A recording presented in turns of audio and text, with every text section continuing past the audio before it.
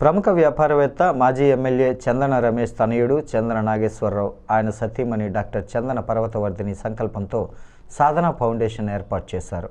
ప్రజాప్రతినిధులు, నగర ప్రముఖులు జ్యోతి వెలిగించి ప్రారంభించారు. చందన దంపతులు మాట్లాడుతూ, ఈ సాధన ఫౌండేషన్ ప్రారంభించడానికి మా కుటుంబానికి ఆదర్శం మాజీ ఎమ్మెల్యే చందన రమేష్. ఆయన నేర్పించిన మంచి విలువలు, సేవా భావనతోనే ఈ ట్రస్ట్ మొదలైందన్నారు.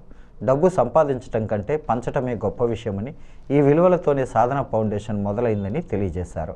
ఈ కార్యక్రమంలో తలసేమియాతో బాధపడుతున్న చిన్నారులకు పోషకాహార కిట్లు, నూతన వస్త్రాలు అందజేశారు.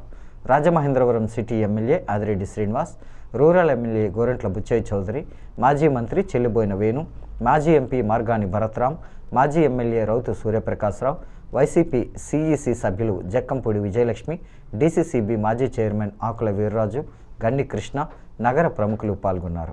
ముఖ్య అతిథులు మాట్లాడుతూ, ఈ సాధన ఫౌండేషన్ ద్వారా మంచి సేవలు అందించాలని ఆకాంక్షించారు.